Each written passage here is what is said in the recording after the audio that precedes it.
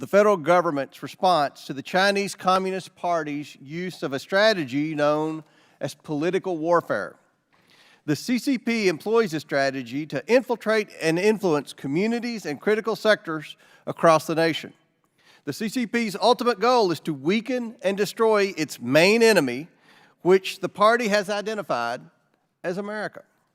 The committee has conducted oversight of 25 sectors of the federal government to understand if a whole-of-government approach to the CCP threat is sufficient or even in existence. Consulting with experts from the U.S. government, military, and private sector, and holding briefings with 23 federal agencies, the committee has found that the CCP is waging a war without weapons against America.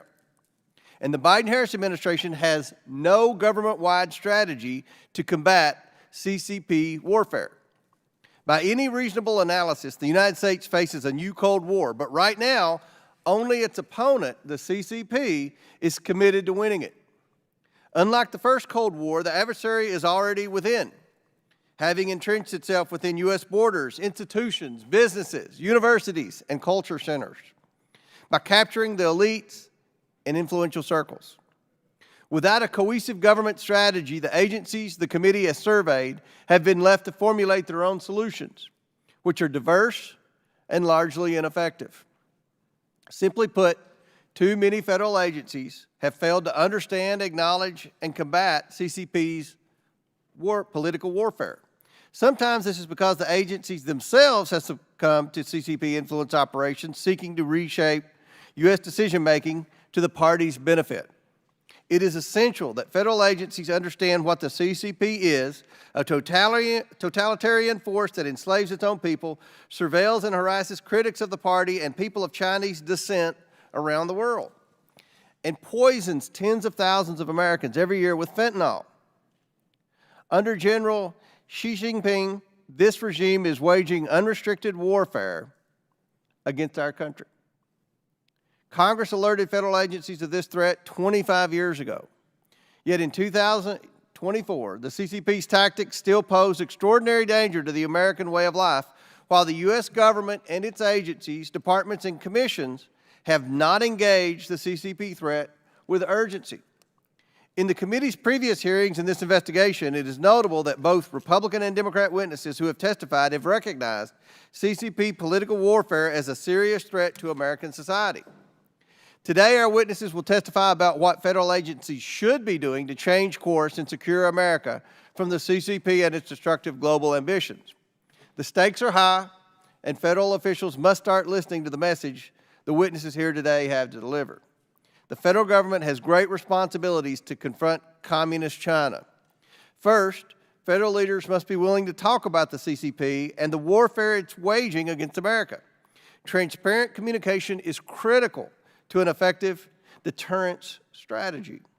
Next, the strategy must be government-wide. The CCP is targeting every corner of this country, and all federal agencies have duties to fight back against it. Federal officials should reject mixed messaging and appeasement. That means federal agencies must put an end to so-called country-neutral approaches doomed to fail the American people. Instead, officials should employ targeted strategies to identify, counter, and deter the CCP's unique methods and strategies, such as the United Front and elite capture. Additionally, the intelligence community should not hide behind the classification system. This investigation has made clear that there's plenty of open source information available demonstrating CCP infiltration operations. It is inexcusable for federal officials to neglect their responsibilities to openly communicate about threats to the public. Also, federal leaders must resist influence within their own ranks. The CCP actively wages psychological warfare to influence decision-making and how officials carry out their responsibilities. For example, federal agencies should reject the lie that it is racist to criticize the CCP. America's adversary is the Chinese Communist Party, not the Chinese people, who are victims themselves of this regime. Finally, the face of the Cold War the CCP is waging, federal agencies should fulfill their responsibilities to the American people. Federal officials should use their platforms and authorities to equip America to strengthen their communities and create the new technologies that will secure a strong future for the nation. Today, federal agencies are ill-prepared to face the CCP threat. A government-wide strategy is decades overdue. The American people deserve better from their government, and I hope the federal officials will listen to the constructive recommendations offered today. I thank the witnesses for being here today, and I look forward to their testimony. I now yield to Ranking Member Raskin for his opening remarks. Thank you, Mr. Chairman. All the dictators and despots of the world have something in common in 2024. They're united in trying to subvert democracy in America, and they're engaged indeed in political warfare against us, as the title of this hearing has it. The vicious autocrats of Russia, the police state theocrats of Iran, the totalitarian communist billionaire bureaucrats of China, North Korea, and all their corrupt oligarchs and plutocrats seek to destroy the very idea of human rights and political freedom that are the defining ideals of America and still the hope of a world struggling against their oppression. The tyrants have something else in common. Donald Trump. He loves them all, and they love him back. He loves them because he envies their total control over their societies, and they love him because they know they can manipulate and control him. He praises all of them. Putin, Orban, Xi, Kim Jong-un. Trump exults in their friendship and emulates their control over what he calls their people. When he was president, Trump said that he and Xi, the president of China and chairman of the Communist Party, quote, love each other. And Trump called Xi a brilliant man. He openly envied and marveled over Xi's total control over his people, saying, quote, he controls 1.4 billion people with an iron fist. And when people ask questions about Xi and the CCP's role at the beginning of the COVID-19 crisis, Trump repeatedly defended Xi and praised his excellent leadership, calling him a brilliant man, smart, brilliant, everything perfect. We love each other. President Xi, who's a friend of mine, who's very smart, very good man, nobody like that. The look, the brain, the whole thing. My feeling toward you is an incredibly warm one, he said. Trump's repeatedly praised Russia's lawless and bloody invasion of Ukraine as smart. At a Mar-a-Lago fundraiser in 2022, he gushed that Putin was taking over a country, a vast, vast location, a great piece of land with a lot of people, and just walking right in. At the presidential debate earlier this month, he refused to say that he wanted Ukraine to win the war, but said he would end the war in 24 hours, meaning he would, per usual, cave in to Putin's propaganda and outrageous demands and cede large parts of Ukraine to the Russian strongman who imprisons, poisons, and murders his political opponents. Trump's chief of staff, John Kelly, described his own boss as, quote, a person who admires autocrats and murderous dictators, a person that has nothing but contempt for our democratic institutions, our Constitution, and the rule of law. And to quote Trump's chilling 2018 comments to Fox News about Kim Jong-un, Trump said, he's the head of a country, and I mean he's the strong head. Don't let anyone think anything different. He speaks and his people sit up at attention. I want my people to do the same. Trump openly catered to Putin, defended the former KGB chief, and aggressively took his side against the NSA, the CIA, the Defense Intelligence Agency, the FBI, and more than a dozen other U.S. intelligence agencies, which found that Putin was engaged in active political espionage, sabotage, and interference in the 2016 American presidential election, a form of shocking appeasement that just invited further Russian aggression against us in 2020 and now again in the 2024 campaign. H.R. McMaster, Trump's former national security advisor, recounted a meeting between Chinese President Xi and Donald Trump. According to McMaster, Xi, quote, ate our lunch because Trump madly ingratiated himself to Xi and completely failed to stand up for U.S. foreign policy interests. McMaster writes that Trump frequently revealed his affinity for strongmen and belief that he alone could form a good relationship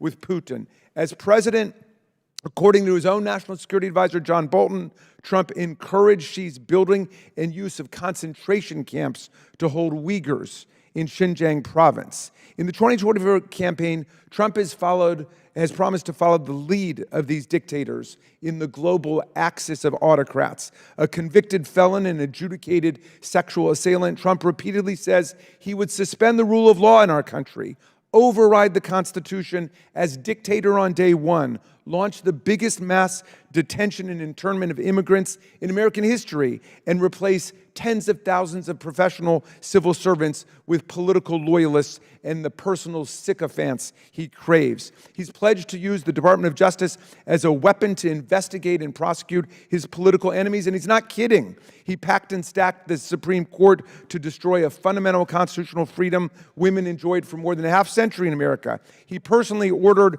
the weaponization of the Department of Justice and the IRS against Hillary Clinton, his own FBI Director James Comey, his own Deputy FBI Director Andrew McCabe, his private lawyer for years, Michael Cohen, who was put in solitary confinement for 2 weeks when he refused to promise he would not write a book about Donald Trump, and was released by a United States federal district judge who was shocked by the blatantly vindictive and unconstitutional persecution of an American citizen for exercising his First Amendment rights.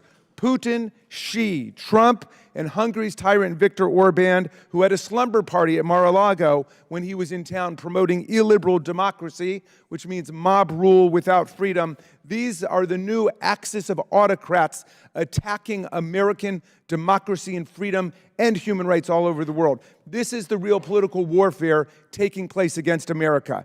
After repeatedly caving into China and cheerleading its destruction of human rights, after making sure his own daughter received more than 40 trademarks from China in the CCP, after praising Xi's great performance on COVID-19, Trump decided it might be to his political advantage to attack China with some juvenile racist slurs and nicknames. Scandalously, he has lumped Chinese Americans and immigrants in with the atrocities of the CCP when it is the Chinese diaspora in the U.S. that is actually most at risk for transnational repression and brutalization by the CCP. Trump's laughable decision to pose as a critic of Chinese government oppression now resembles nothing so much as Orwell's depiction in 1984 of a friendly shifting competition between authoritarian powers, Oceania, East Asia, and Eurasia, who pretend to be rivals but actually form an axis of oppression against their own peoples who they seek to dominate. Now, contrary to this craven submission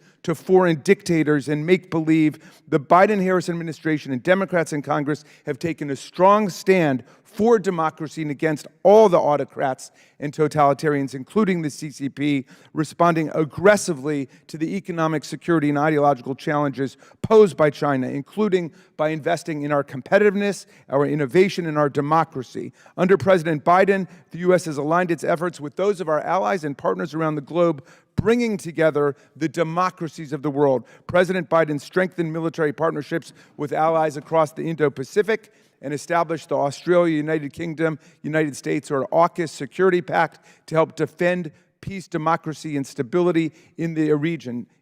Today, the Democrats will explain how the Biden-Harris administration has guaranteed that America can compete with and indeed outcompete China economically as well as geopolitically while we stand up for the ideals of human rights and democracy for all. Thank you, Mr. Chair. I yield back. The ranking member yields back. I'm pleased to introduce our witnesses today. All witnesses are testifying in their personal capacities. First, we have Dr. Bradley Thayer. He's a founding member of the Committee on the Present Danger, China. Formerly, he was a special governmental employee in the U.S. Department of Homeland Security, where he contributed to the January 2021 report DHS Strategic Action Plan to combat the threat posed by the People's Republic of China. Dr. Thayer's research focuses on the existential threat the Chinese Communist Party poses to the United States. Dr. Thayer is testifying in his personal capacity. Next, we have Robert Atkinson. He's the founder and president of the Information Technology and Innovation Foundation, a policy expert. Mr. Atkinson has been appointed by Republicans and Democrats to serve on various commissions and advise on issues including competitiveness, innovation, infrastructure, artificial intelligence, and competition with China. Next, the Honorable Joseph Sella is the founder and principal of the Pontifex Group, a consulting firm.